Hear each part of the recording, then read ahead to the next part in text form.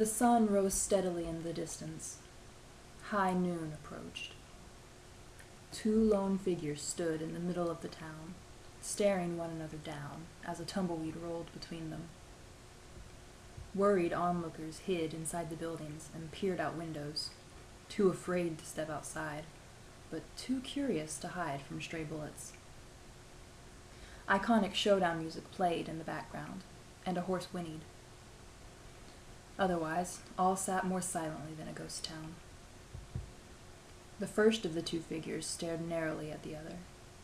His hands hovered over the holsters at either hip, and his fingers twitched anxiously, ready to fire at any sign of movement from the other person. "Didn't have to be this way," he called to the other. His voice was calm and low, and it held a mixture of bitterness and pain. How did it come to this? No, really, how did it come to this? This wasn't her first choice, but it was her only choice. The other figure stood before her tall and proud. He didn't belong here, not in this town. Both of their hands were being forced, though. A pained expression crossed her face for a brief moment as he approached. Her hands hovered over her guns. Somewhere high above, an eagle cried mournfully. This was painfully cruel. "No choice, partner. 'Twas bound to happen." Her voice remained calm and steady as his.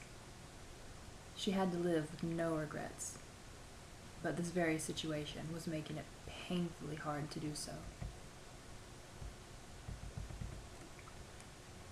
He slowly nodded his head once to her. 'Twas bound to happen. Or was it? This wasn't where he belonged. The cowboy was supposed to have been long gone by now, this small western town to become nothing more than a memory of a dream. And her, she was to be the mirage of an oasis in his lonely, desert-filled westward journey, forever shimmering, but always out of reach, never an attainable reality. But there'd been no choice, and so it had come to this. "Still time for you to back out.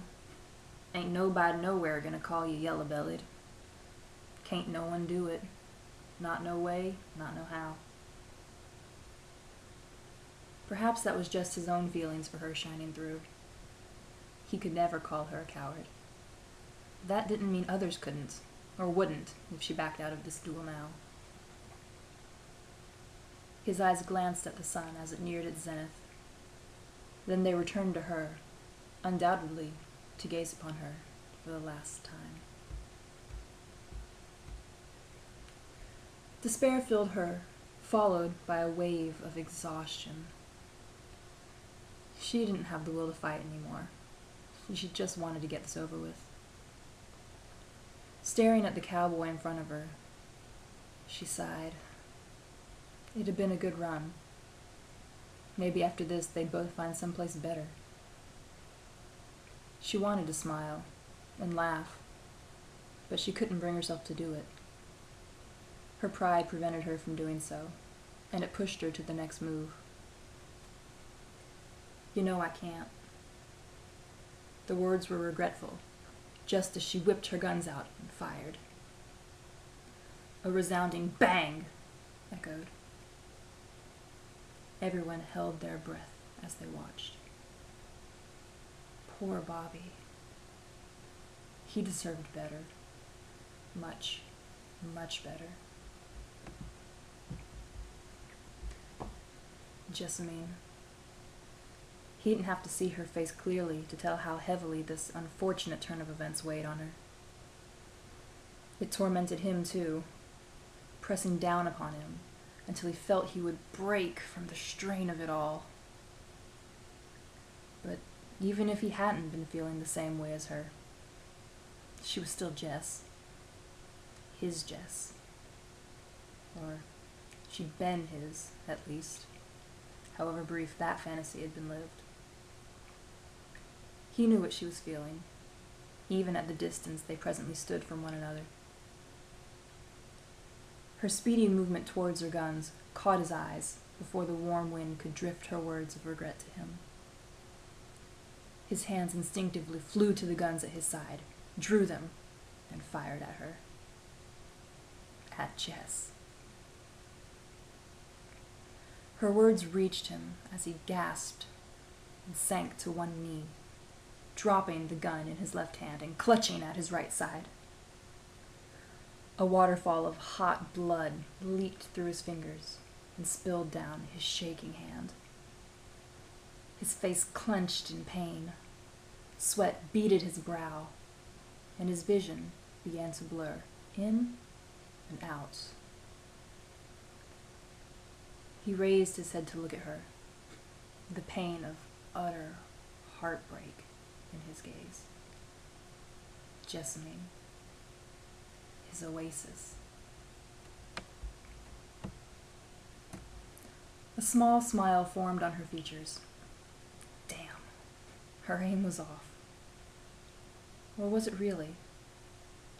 Had she hesitated in that moment between drawing the gun and pulling the trigger? Hesitation meant weakness. Hesitation meant death.